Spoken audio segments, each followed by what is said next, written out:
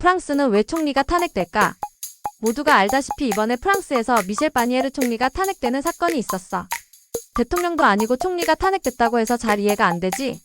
확실히 한국은 대통령 대행자가 되지 않은 이상 국무총리는 그저 큰 권력을 가지고 있지 않아서 웬만하면 탄핵 대상이 아니야. 허나 프랑스는 미국이나 한국과 다르게 이원집정부제를 채택하고 있어. 이원집정부제란 행정권의 국가원수와 정부 수반이 서로 다른 두 사람에 의해 이루어지는 것을 의미하는데, 대부분의 의회제를 실시하고 있는 국가에서 쉽게 볼 수 있는 정치 시스템이야. 실제로 의회국의 대표격인 영국을 봐도 국가를 대표하는 영국왕과 국정을 담당하는 총리가 분리되어 있는 것을 볼 수 있지.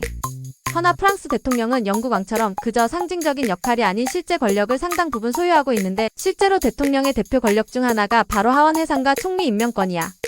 그럼 국무총리의 역할은 무엇일까?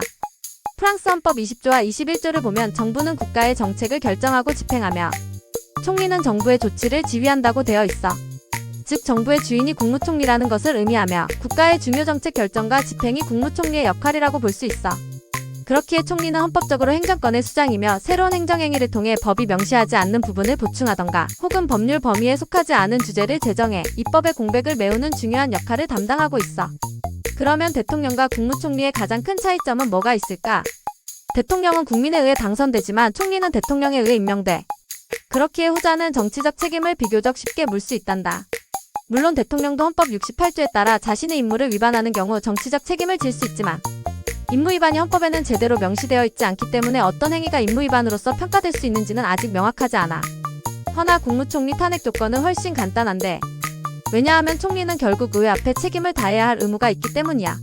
실제로 5차 공화국 헌법 20조 3항에 따르면 정부는 헌법 49조와 50조에 규정된 절차에 따라 의회 앞에 책임이 있다라고 적혀 있어.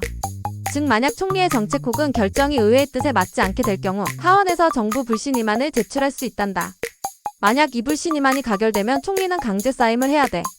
놀랍게도 1958년, 즉 5차 공화국이 시작된 이후 탄핵된 총리는 고작 2명에 불과한데, 첫 번째 총리는 1962년에 탄핵된 조지 폼피두 총리고, 두 번째는 최근 탄핵된 미셸 바니에르야. 보면 알 수 있다시피 총리 탄핵 조건이 간단함에도 불구하고 왜 1958년부터 오늘날까지 고작 2명의 총리만 탄핵당했을까? 그건 바로 여당이 보통 의회에서 대다수 의석을 차지하고 있기 때문이야. 실제로 만약 총리 탄핵 소추안이 발의될 때 이 탄핵안이 가결되기 위해 압도적 다수의 의원들의 표가 필요한데 보통 289표 정도가 필요해. 하원 총석이 577석인 걸 고려하면 총 3분의 2 정도의 표가 필요한 걸 알 수 있어. 만약 여당이 대다수를 차지하지 않을 경우 어떻게 되냐고? 그럴 경우 비록 총리 임명권은 대통령 고유 권한이지만 하원 다수를 야당이 차지할 경우 대통령은 야당 대표를 총리로 임명해야 된단다. 이를 우리는 동거정치라고 불러. 비록 이 동거정치라는 개념이 2000년 헌법 수정 이후부터 조금 희석되기 시작했지만, 그럼에도 불구하고 여전히 대통령은 다수당의 대표를 총리로 임명해야 되는 제도적 관습은 존재했단다. 허나 이 제도적 관습이 마크롱에 의해 위협을 받고 있는데, 이 동거정치는 상당히 재밌는 부분이 많이 있기 때문에 영상을 하나 준비해서 올릴게. 재밌게 봤다면 좋아요와 구독을 눌러줘.